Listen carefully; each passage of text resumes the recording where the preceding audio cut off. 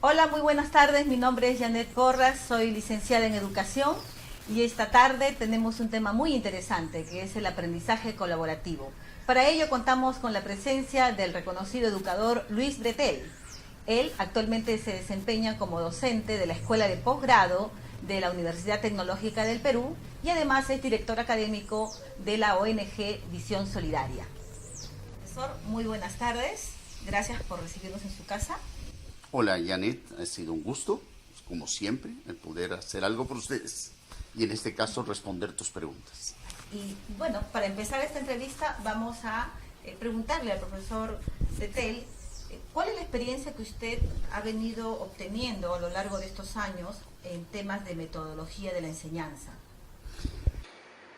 Bueno, ha sido mi preocupación realmente en los últimos 25 años.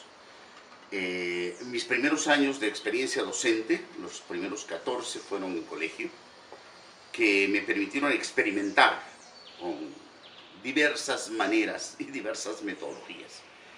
Desde que dejé las aulas, me he dedicado a trabajar más bien con docentes, sean docentes en servicio o docentes en formación.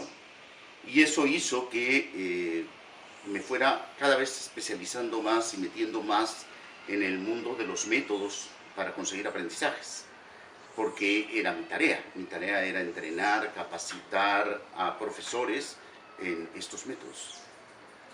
Y en cuanto al tema del aprendizaje colaborativo, que es un tema que usted viene desarrollando en las aulas actualmente, ¿cuáles son los beneficios que podemos lograr utilizando esta metodología? Ya, el beneficio número uno es el aprendizaje. Para aprender, Humberto Maturana decía que necesitamos lenguaje, o Vygotsky decía que el aprendizaje primero se produce en el discurso y en la conversación antes que en el cerebro. Las dos afirmaciones son absolutamente ciertas. Los seres humanos somos seres sociales y necesitamos poner en lenguaje lo que pensamos para terminar de ordenarlo. En la posibilidad de dialogar con otros, de conversar con otros, de discutir con otros, hace no solamente que ordenemos nuestras ideas, sino que vayamos construyendo conocimientos. No es posible aprender sin colaboración, sin relación con otros. El aprendizaje no es una tarea solitaria. El cerebro no aprende a solas. El cerebro necesita de los otros y del lenguaje y de la comunicación y del diálogo para aprender. La interacción. De la interacción. Así es. Bien, y en cuanto a las estrategias, hoy se habla de método de casos en el ámbito universitario, de aprendizaje basado en problemas, aprendizaje de proyectos. Háblenos de estos tipos de estrategias que actualmente se están usando. Sí, hay muchas estrategias o métodos de aprendizaje colaborativo. Hay algunos, como tú dices, que han surgido en el ámbito de la universidad y han ido extendiéndose y se usan ahora en todo ámbito.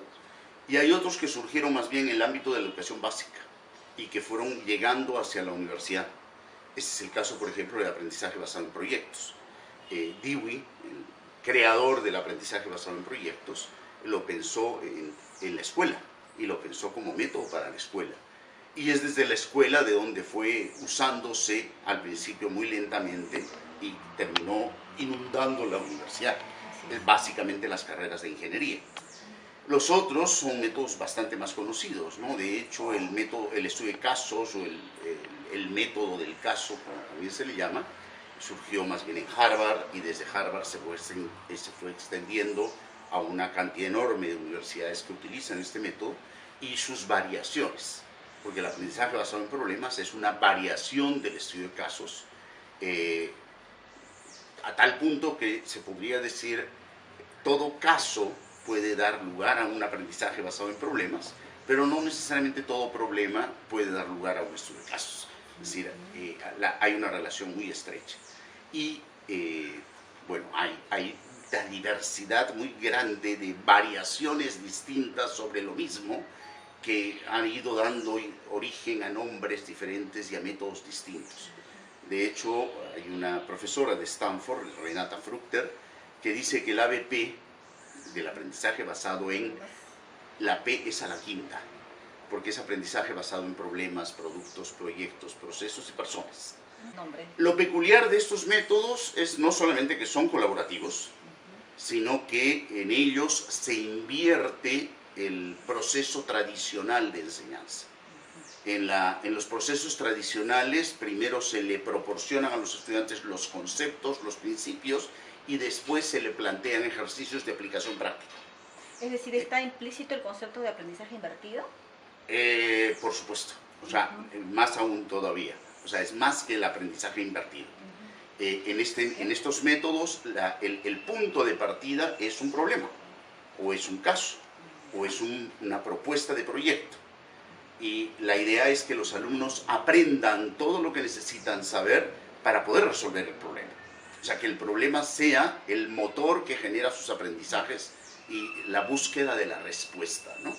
Lo mismo el caso.